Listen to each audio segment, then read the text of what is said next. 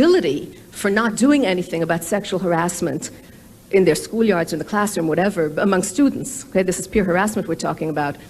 It's not that every student is going to start now filing a claim and getting money. They might not. Somebody would look into it. It's that the school, like any workplace, has to start protecting itself from the potential of legislation.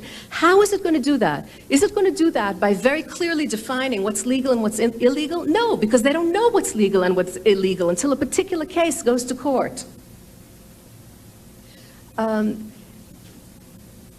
The negative effect, the micromanagement of everyday life that is my theme here, I think is being brought about by sexual harassment laws which are supported by people who either believe or pretend to believe that these laws are helping us deal with true outrages in the workplace and in schools, when in fact what they're really doing is creating an enormous reconfiguration of behavior. And that, I think, is exactly the aim. Who is it who benefits from that? Not the everyday child, not the workaday person in their workplace who might want a little bit of sexual banter now and then, okay? Who doesn't want to have a paranoid aversion to anything sexual because you never know when you'll cross the line or when the other person with a hostile environment will simply find offensive something that was not meant to be offensive in any way. Who is it who benefits?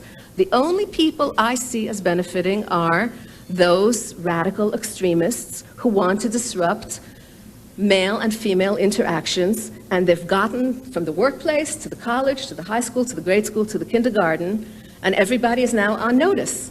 And it's not for nothing that Catherine McKinnon said in 1986, when the hostile work environment case was established, wow, we made this up from nothing and now we've won.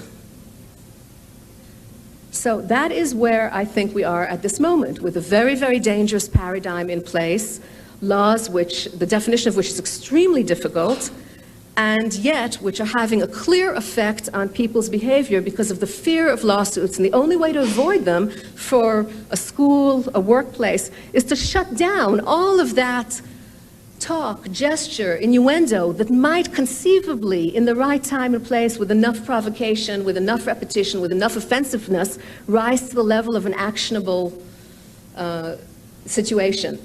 But they don't want to wait until they get to that place. The only way they can protect themselves is by shutting all of that down way in advance. And so my argument is that heterophobia is driving sexual harassment legislation without the Supreme Court judges ever having heard of heterophobia, and that it is in fact leading to a micromanagement of everyday relations in work and school, which are, after all, the places where we spent most of our waking hours.